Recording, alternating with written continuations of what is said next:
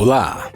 Imagine que você encontrou sua alma gêmea. Vocês dois sentem que é como um amor de filme pro resto da vida.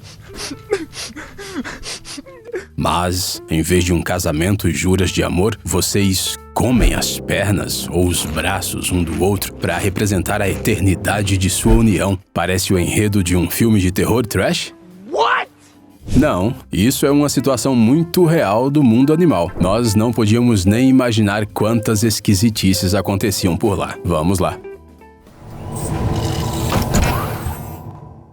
Pra começar, vamos falar do nosso ritual maluco de acasalamento primeiro. Ele foi observado em baratas da espécie Salganai taiwanensis. Cientistas japoneses capturaram várias colônias deste inseto e formaram 24 casais. Os bichos recém-casados foram acomodados em diferentes caixas e o seu comportamento foi filmado durante 3 dias, literalmente como se fosse uma nova temporada do BBB, se bem que é pouco provável que o que aconteceu seja exibido na televisão, exceto talvez na televisão japonesa. Em um dado momento, um dos parceiros se aproximou do outro, lambeu suas costas, seus membros e suas asas, e lentamente roeu as asas dele até a base. Depois disso, eles inverteram os papéis. No entanto, daí pra frente começou uma vida familiar comum. Essas baratas são monogâmicas e passam a vida inteira em um tronco podre com um só parceiro. Muito provavelmente o terrível rito de canibalismo tem um significado prático para eles. Agora, não é vantajoso gastar energia extra voando, o risco de contrair carrapatos ou fungos diminui e rastejar pelas aberturas das árvores fica muito mais fácil sem asas. É como vender sua moto depois de casar e comprar uma que pode fazer um pobre coitado que não tem um tostão no bolso nem para um balão vazio, quanto mais para uma guloseima. Se você já esteve nessa situação, anote uma sugestão infalível. Você precisa usar o truque mais legal do seu arsenal. Faça aquela mágica de arrancar o dedo, grite com a voz de um golfinho ou, sei lá, dê cambalhotas, como faz a águia americana.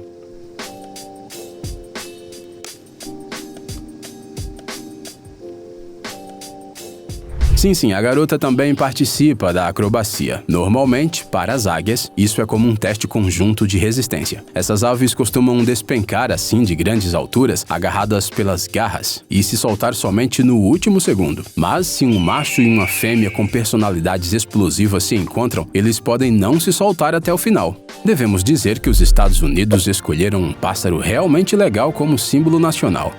Não tiver medo e decidir atacar mesmo assim? Nesse caso, seria bom ter uma armadura mais forte. Qual animal você prenderia a si mesmo para proteção?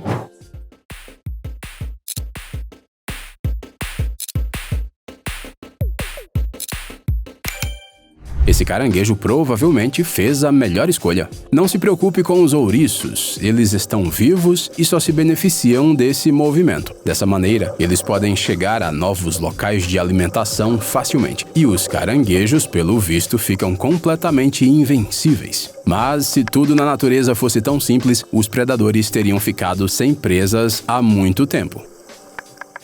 Mas eles não dormem no ponto e inventam maneiras cada vez mais sofisticadas de caçar. O que você acha desse enredo? O monstro domina a consciência da vítima para dá-la de alimento para seus filhotes recém-nascidos. Mas agora você já sabe que não estamos falando de nenhum filme de terror.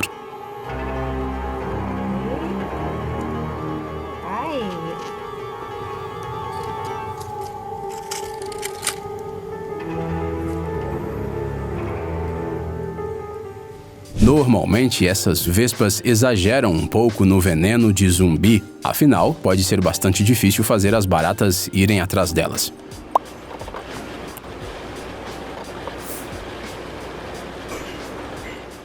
Após uma injeção cirurgicamente precisa na área desejada do cérebro e a introdução do veneno, a barata experimenta uma poderosa liberação de dopamina. Gostaríamos de acreditar que isso alegra a pobre coitada de alguma maneira antes do fim trágico. O zumbi, sem saber de nada, se tornará alimento vivo para as larvas das vespas.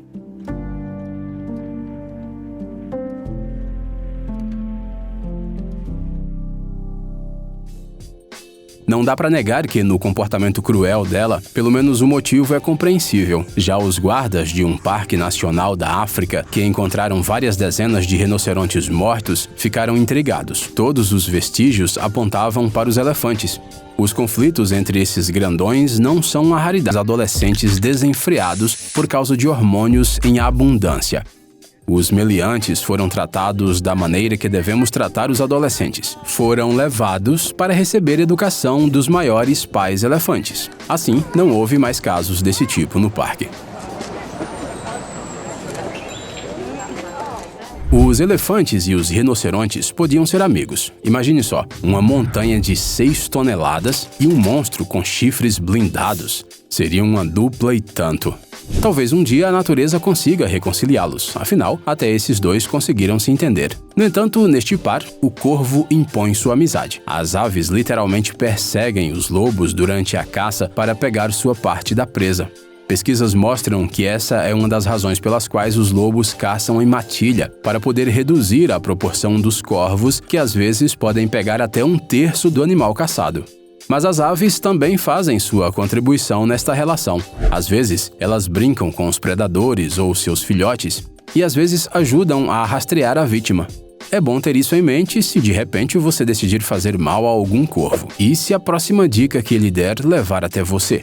Esses pássaros são ótimos para memorizar rostos humanos, especialmente daqueles que não gostam. A descoberta aconteceu por acaso. Uns zoólogos capturaram corvos para uma pesquisa e perceberam que, no laboratório, as aves reagiam agressivamente somente a eles e que paravam de tentar atacar quando os cientistas colocavam máscaras. Ou seja, se um bando de corvos por acaso se irritar com toda uma cidade, podemos muito bem esperar um ataque como o do filme do Hitchcock, mas com o apoio de lobos. Para todos esses hábitos animais malucos, você já vai acreditar em qualquer teoria, como por exemplo, a de que alguns peixes gigantes construíram as pirâmides em uma época em que o mundo inteiro estava debaixo d'água. Tá bom, acho que fomos um pouco longe demais, mas os peixes que constroem as pirâmides no fundo do mar realmente existem. Este é o peixe Nokomis leptocephalus. Ele é um pai exemplar, trabalhador, uma alma altruísta e simplesmente um cara legal. De abril a junho, os machos constroem ninhos para as futuras ovas, empilhando cascalho e às vezes pedregulhos maiores que suas próprias cabeças. Os indígenas acreditavam até que os peixes se alimentavam deles. Era difícil para eles acreditarem que alguém sem mãos pudesse construir uma fortaleza dessas que podia ter até 10.000 pedras e atingir 2 metros de diâmetro. Mas esse peixe simplesmente o faz. Depois, ele limpa a casa durante alguns meses, para protegê-la dos inimigos e também para proteger a prole de outros seres. Outros peixes costumam deixar suas ovas para esse bonzinho cuidar, mas ele não se incomoda. Ele provavelmente é o protagonista principal do vídeo de hoje. Os outros caras causaram uma impressão meio ambígua. Conta pra nós nos comentários qual peculiaridades mais te surpreendeu. Não esqueça do nosso like e até a próxima.